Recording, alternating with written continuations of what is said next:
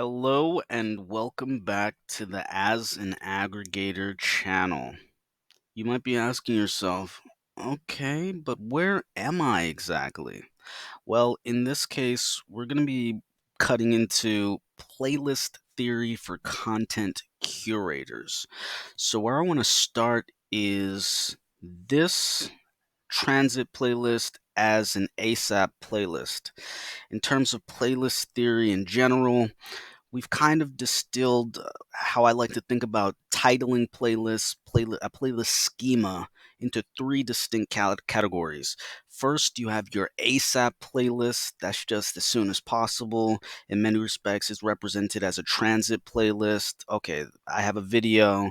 Am I going to watch this video? Am I not going to watch this video? Is this video in my watch history? Is it not in my watch history? Is it in my subscription box? Is it not in my subscription box? Is it just floating to me? Am I getting super served via the algorithm? Am I going to watch it? Am I not going to watch it? To the extent that it's not in my subscription box and to the extent that it's not in my watch history, I might just add it to a ASAP playlist. Then I can check in on it without really needing to say, okay, am I indexing this, etc, etc. So why is this screen that you're looking at relevant?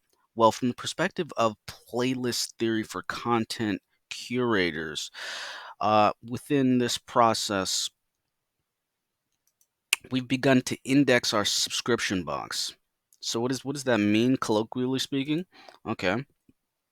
Well, as a content consumer, okay, we're not gonna be able to go into it from that perspective. Oh no, I messed up. I messed up. I wasn't supposed to click into there. Okay. So what am I saying specifically? I'm saying that as a content consumer and a content curator, right? Say we're organizing this as a playlist. For the perspective of YouTube as a content creator, we would probably keep this at 75%, 175%. But as a curator, it's far easier to work with the content by working in 90%. So what does that mean? Okay, I'm scrolling through. I'm scrolling through this content. Now, for me as a content consumer, it's not really just about, okay, to consuming everything as a one-to-one, because over time that builds up and truthfully you can never consume all the content that there is that you'd like to consume. But for me as a, I guess as a curator, I like to say, but what information can I get just from the titles and the thumbnails? And more importantly, does it represent a place within the overall culture commentary landscape? So what does that mean? Well, that means like this process started as a result of me saying, okay, well, I'm getting value from the content that I consume. And the content that I consume is a function of a lot of the content that we, you know, consume through our subscription box. But what does that mean regularly? And what does that mean day over day, week over week, month over month?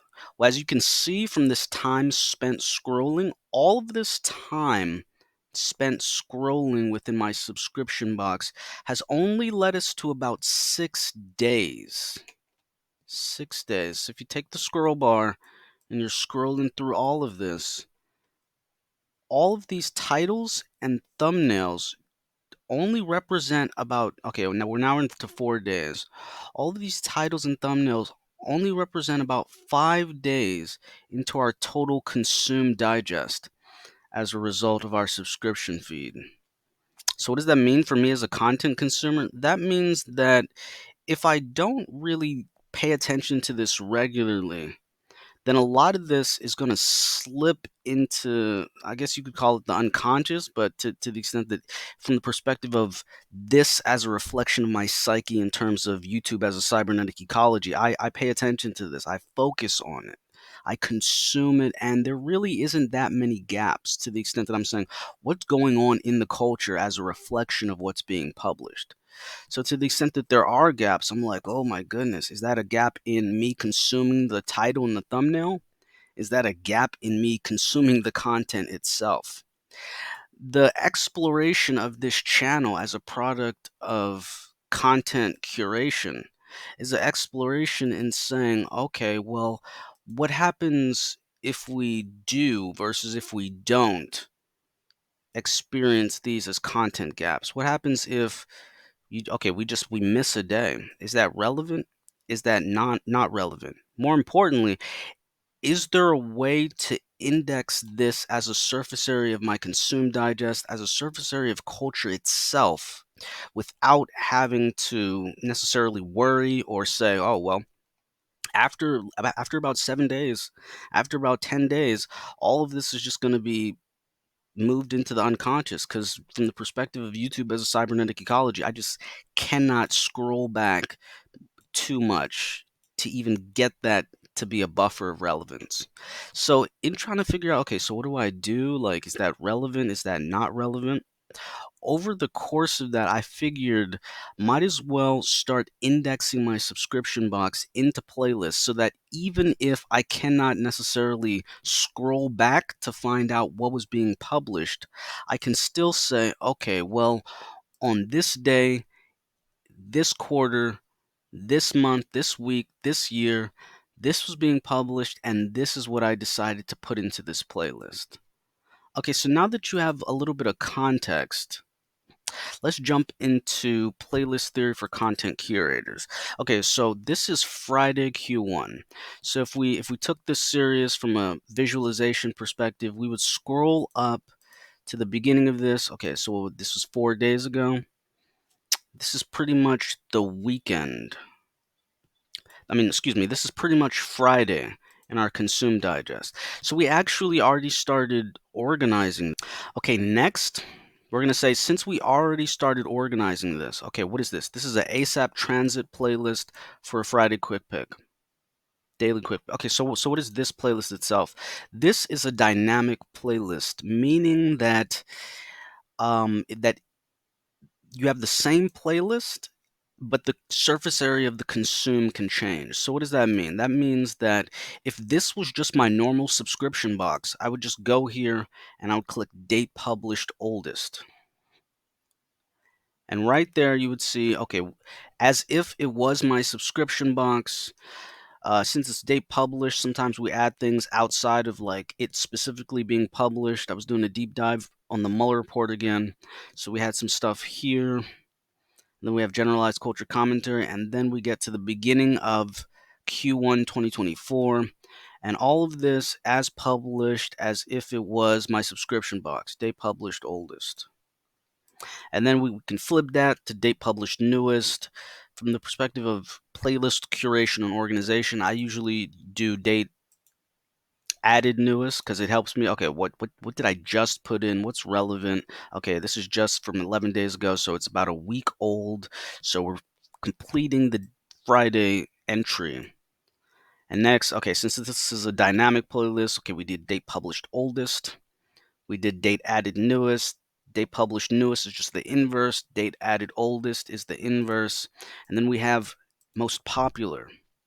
Now, this is really crucial in terms of the surface area of your consume. Oh, excuse me. Forgot to change the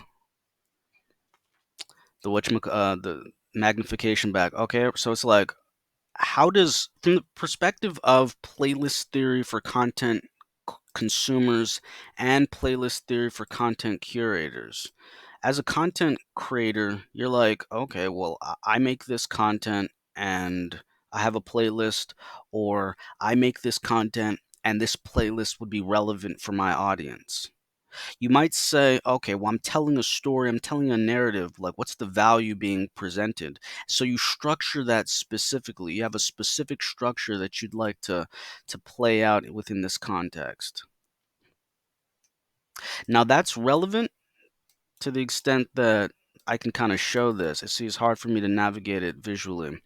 I'm saying that because, from my perspective, when I'm thinking about manual, right? Sorting it like manually, that would be a static playlist, right? Static versus dynamic means that in a static playlist, you don't really change these because it's manually sorted. If you change the sort by, it's going to delete all of your work and then you're going to have to start over. So in this context, we're saying, what is relevant here? From my perspective, you go to date added oldest, And that's pretty much my version of a static playlist. At the beginning, when we first started, we were just saying, okay, well, let's just put it in just regularly. Let's put it in normally based on the subscription box. Let's not make any tweaks. About a week into it, we said, hey, can we do something different? Can we really make this a dynamic playlist?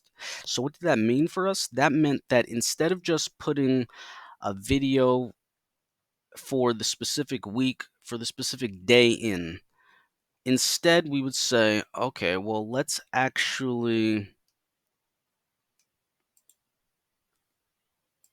interesting. Okay, I'm just wondering because it seems like there was a little bit of a hiccup here. Normally, Reddit to speech is the demarcation line.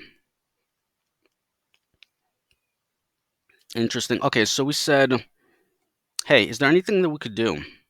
And so that's where we kind of, from the perspective of experimentation, figuring out, okay, what is playlist theory and how is it working for us?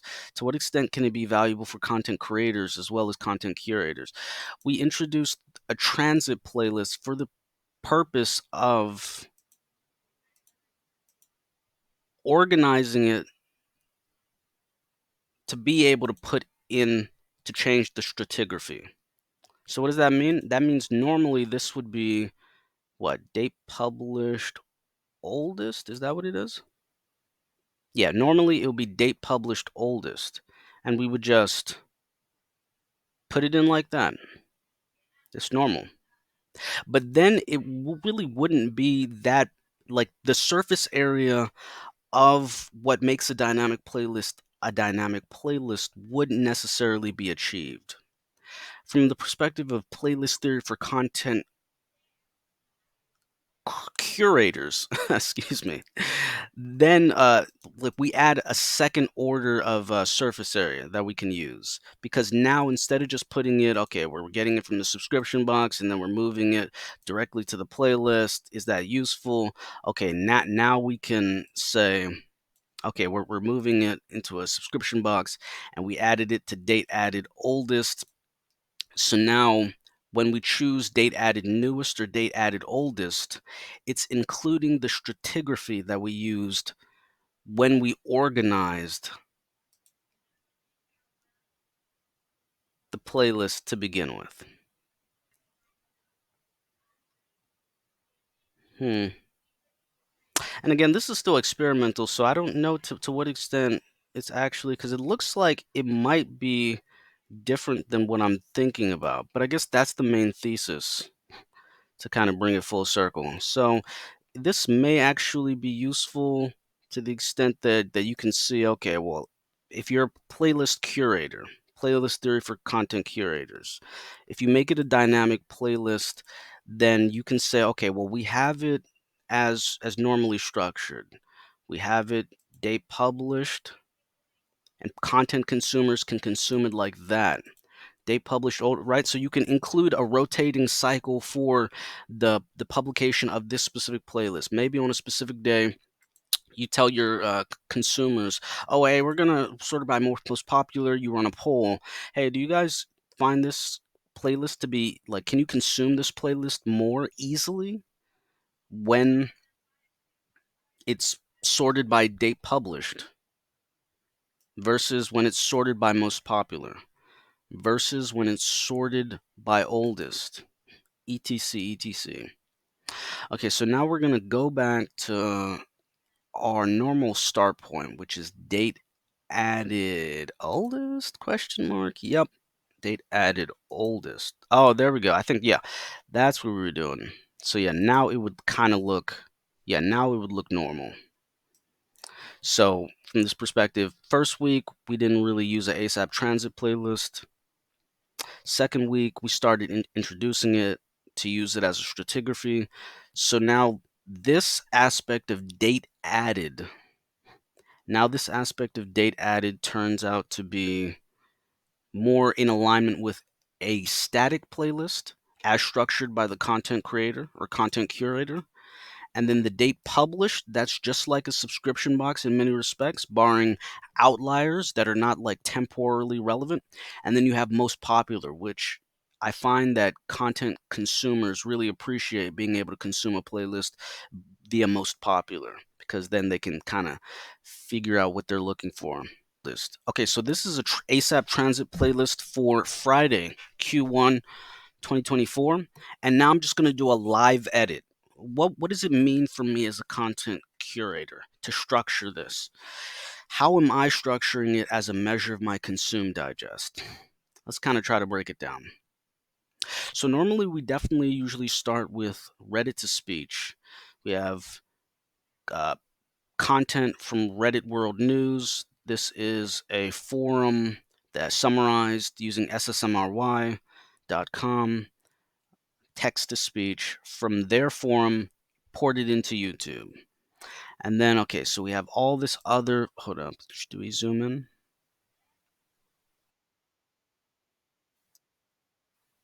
Oh no, we clicked into it. Okay, okay, okay. Okay, so so how would we actually go about organizing this? And that takes thought and that takes diligence. I to this day I don't really know if I have a modus operandi. I think to myself, this is well, I mean this is excuse me, this is culture commentary for content curators. Like what does it mean to organize content for consumers? As a content consumer, I'm thinking to myself, okay, well, this is my subscription box. This is what I find value and relevance. As a content curator, I'm like, okay, well, what would aid in what would assist my content consumers to be able to consume this content more regularly? And as a content creator, I think, okay, well, what looks nice? What's aesthetically pleasing? What helps in that respect? So let's kind of try to think it through.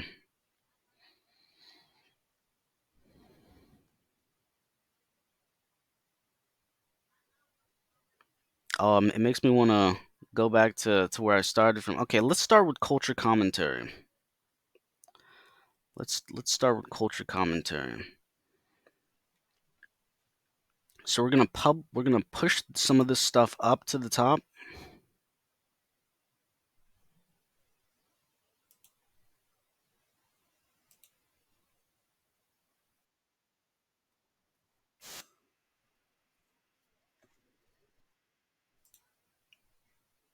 and we're gonna say,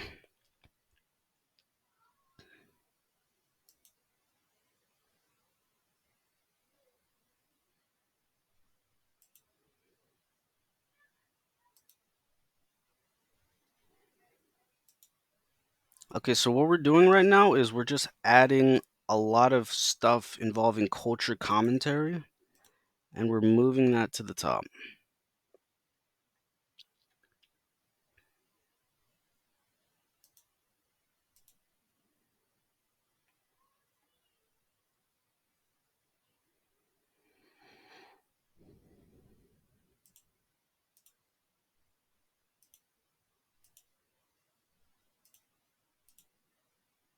I think we're gonna do culture commentary, and then we're gonna do maybe military, and then esoteric, and then maybe Call of Duty content.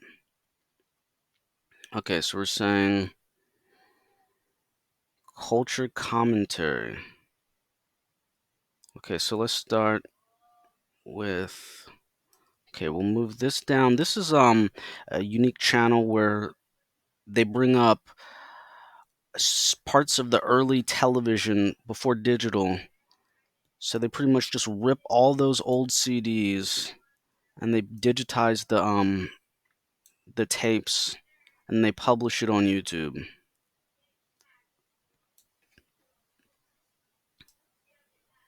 Okay, so what am I doing right now? Well, this is just in the weeds in terms of content curation. Why are we spending this time? I mean, partially, it's for my own consume digest. Like, what does it mean to be a content curator? As we explore that as a process flow. Secondarily, we're saying, okay, well, I mean, it's useful. Like, maybe if you understand it better, you can be a better content curator. But also, like, will it actually help your end user consume your content better to be able to itemize a specific aspect of stratigraphy, to be able to just hone in on what they're looking at?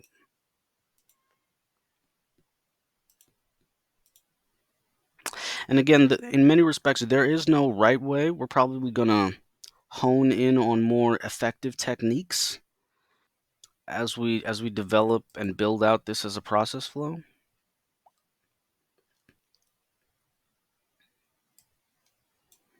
Okay, so lawn, old. So this is like a culture commentary heuristic, but this is naturalist roots. The channel crime pays, but botany doesn't. So okay, and then we have some political culture commentary, and then we have culture commentary proper. Okay, and then we have some financial markets culture commentary. Okay, so we're gonna include culture commentary, and then we're gonna double back with esoteric culture commentary after culture commentary proper. So we're gonna say, okay, so right after culture commentary, we're gonna put in esoteric culture commentary. Okay, what is this? Webinar previewing articles from the Pro Social Advertising Messages special issue. Yeah, Matt. So what a wild consume digest, right? Like you got Call of Duty content, esoteric content, and then a webinar from the Journal of Advertising Research. It does not get much better than that, folks. LOL. So this is kind of me going through my consume digest, saying, okay, well, to what extent is it relevant to you as the content consumer? Okay, so now we have natural science culture commentary, and then we have like national security and geopolitics culture commentary, natural science culture commentary. So we're saying, okay, well, we started with this.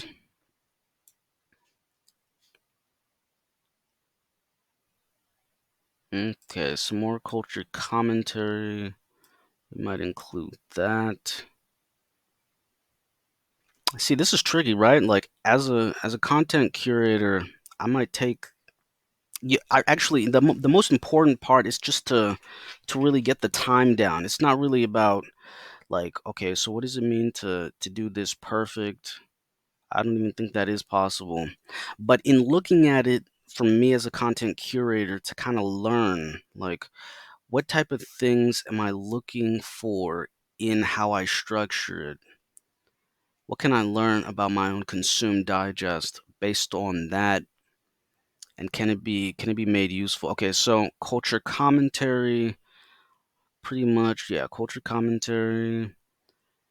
And then, okay, we'll move that up a little bit. Okay, culture commentary, political culture commentary. Okay, so after that, we'll include that. And then actually, we'll do political culture commentary after that. And then we'll put in some of the military stuff. Okay. We've got we've got how many artillery does Russia have?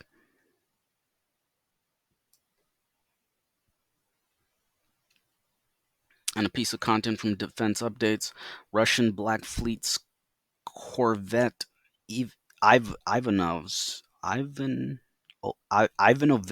sunk. Okay. See, for me as a content consumer, it's fascinating in terms of like as a content curator, right? This content's here. It's like, oh, it's indexed. You can kind of find it to the extent that it's published and in the public domain. But for me as a content consumer, I'm like, damn, like, yo, how much content do we sort of sift through and find that we really don't even take a first hand in terms of consuming it? And that's fascinating to me because I'm like, damn, do I need to be consuming more of specific content, or is it just in the process of content curation is when I'll say, oh, hey, like maybe if I get a comment, somebody saying, oh, hey, what was your thoughts on this, or did you see that, or did you not consume that? And then I'll be like, whoa, hey, let me check it out. Let me throw it back to you as a reference point.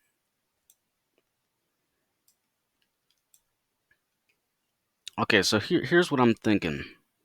Okay, Reddit to speech as a demarcation line. Then we have culture commentary, moving into political culture commentary, environmental culture commentary, national security culture commentary, and geopolitics culture commentary, esoteric culture commentary. We'll call this AI, but also like philosophy culture commentary, financial markets culture commentary involving Bitcoin. Uh, then we have some gaming stuff involving Call of Duty and Tarkov. Okay, so we're gonna include this. Yeah, let's include that. Okay, we did the military. So is it that, or do we push that a little bit further down? Yeah, I'm thinking we're gonna move this up. We're gonna move like the AI stuff up.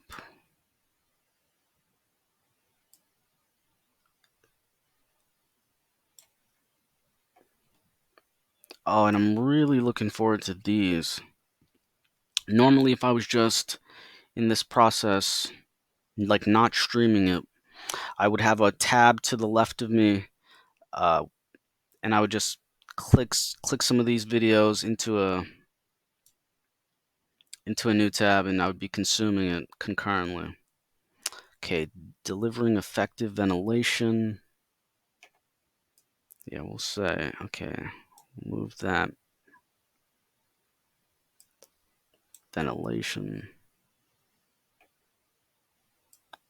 Natural science up here. Farmers protesting, we'll put that back into political culture commentary. But it's also maybe right there, right here.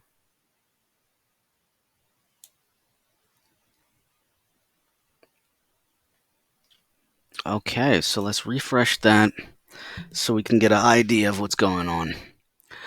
Okay, so right now we have just we started with describing what it means for us as a content consumer involving our consume digest with regards to our subscription box. And then we said, okay, so for a daily quick pick series, what is that in the context of a dynamic playlist?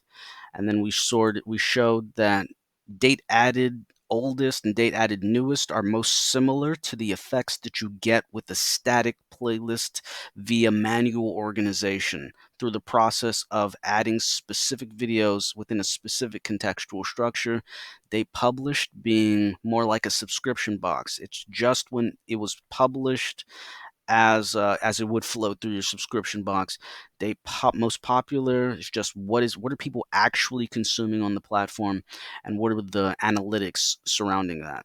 So we said, okay, in order to really make this a dynamic playlist, if we just went straight from our subscriptions into the Friday playlist, then it would pretty much just be date published. It really wouldn't be as much of a dynamic playlist. But to the extent that we can build out a use case for dynamic playlists, not just for myself, but for others, we're saying, okay, well, if we structure it specifically in a transit playlist, and then from that transit playlist, add all to the main playlist, then that offers a higher level of resolution, more contextualization for the consumption of said content. So let's try this out. We are in a transit playlist for Friday of Q1 2024. We started with Reddit to speech. We said, okay, we're moving into a little bit of uh, natural science, naturalist roots, culture commentary. With natural science culture commentary, like yeah, that's why I call it naturalist. We have a playlist called Naturalist Roots Quick Pick, and then we pretty much have not contemporary. This is 1979 in terms of culture commentary, and then we have culture commentary from the 90s, generalized culture commentary in the present, more culture commentary. Pretty much all of this is just culture commentary, what's going on, talk shows, comments on things, uh, more culture commentary, natural science culture commentary, political and just culture commentary proper, natural science culture commentary involving environmental culture commentary, political culture commentary proper, legal culture commentary, and culture commentary proper with a little bit of political culture commentary in there. Political culture commentary, geopolitical culture commentary, geopolitical culture commentary, geopolitical security culture commentary, geopolitical security culture commentary, geopolitical culture commentary. What is this, like tech stuff? Call that natural science culture commentary. Um, AI culture commentary, AI culture commentary slash philosophical culture commentary. This was even a little bit of the question of psychological types, the type problem in modern philosophy culture commentary, AI culture commentary, navigating progress in AI neuroscience. Okay, so again, more natural science culture commentary slash AI culture commentary, natural science AI culture commentary, esoteric culture commentary slash political culture commentary slash culture commentary proper, esoteric culture commentary, and theological culture commentary, esoteric culture commentary, blockchain culture commentary, Call of Duty culture commentary, Call of Duty culture commentary, gaming culture commentary, natural science culture commentary, natural science culture commentary, a little bit more natural science culture commentary, and social science culture commentary. And that's kind of how we're going to leave the stratigraphy for this excerpt from Friday. So now we're going to add all to Friday Q1. Okay, here we go. I'm going to check to make sure that's right. We're going to refresh the main playlist. And we're going to scroll all the way down just to check to make sure it's there, because I like to delete the original transit playlist afterwards. Still trying to figure out what was going on there. Seems like a little bit of a hiccup. But either way, as an exploration into playlist theory for content curators, that seems about right for us transiting this work over. And so what would we do next? We would pretty much copy this and begin the next day. So thank you for joining us in this scratch pad as we do a mock-up for organizing playlists for this specific entry for Friday, Q1 2024, the Daily Quick Pick series. We have completed our journey. Until next time.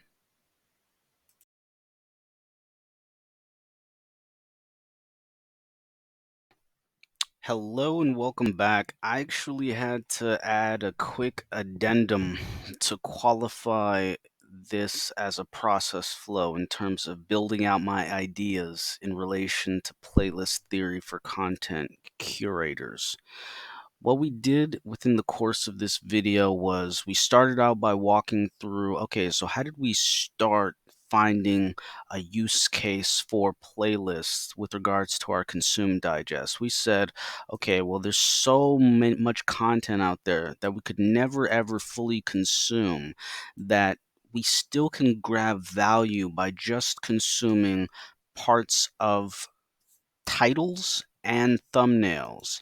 And if that's so relevant to our consume digest, we can add those thumbnails into a playlist representing a specific time period so that we can go back and consume heuristics from that time period without having to be tethered to the subscription box, which has a decay rate based on the refresh of how far you're going back into the buffer of your subscription box.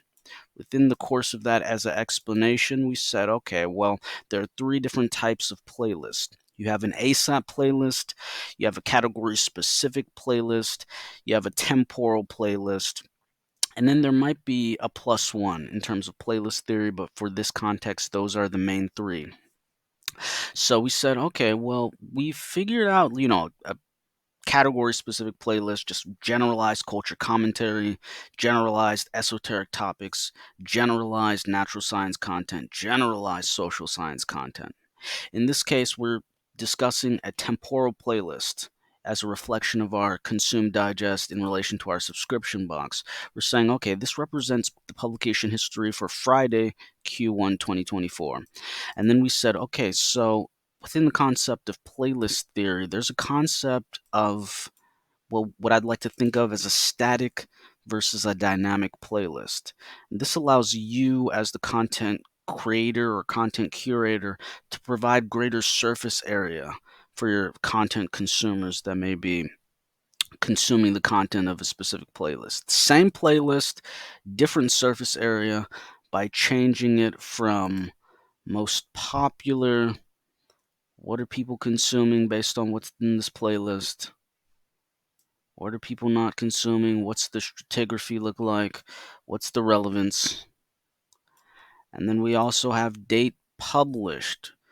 From my perspective as a content consumer, it's like, okay, so what's actually going on in the hypergraph based on how things are being published? What's the difference between what things are being published and also things that I'm getting super served through the algorithm, or if I go on a search journey and I'm adding videos in? And next we said, okay, date added. And that was impactful because we used the transit playlist earlier to say, okay, well, we're going to put this into it in order to construct it. Now, the reason why this is an addendum is because in the previous video, you saw that we went through that whole process, and still it actually turned out that that stratigraphy that we were structuring in terms of moving it from a ASAP playlist to the playlist in question, it did not actually seem to carry over. So, from the perspective of playlist theory, I'm wondering if that's just what happens when you use a transit playlist to port it over, or if the issue specifically is that when I'm organizing the videos in question, if I have to make sure that I refresh that playlist before sending it over. So I just wanted to point that out as something that I'm learning on the fly as a content curator, that it might not really be possible to transfer videos from a transit playlist into the main playlist and have it be structured like that. Although it did work for a few weeks, I can kind of see that as stratigraphy that did quote unquote work for a little bit, to the extent that I can even perceive that. But it seems like in the past few weeks or the few days, maybe I didn't refresh the page, or there was some sort of hiccup to the extent that the stratigraphy was not echoed as a result of me saying, okay, well, let's put this specific video here, let's put this specific video there. And it ended up being just a little bit more choppy than I would have otherwise associated it to be. So that's something that we've learned on the fly as a content curator. But I don't know. I also think maybe it's changing because I don't know if this is the same that I saw it originally. But either way, This is definitely something that we're going to come back to see what changes, question mark, and what remains the same. Yeah, as you see, this should have been under this as the Reddit to speech demarcation line, and some of the stuff from the previous week showing up differently. So I just wanted to throw that out as an addendum. But this is, the learning process in terms of understanding playlist theory from the perspective of a content curator. Thank you very much. Until next time.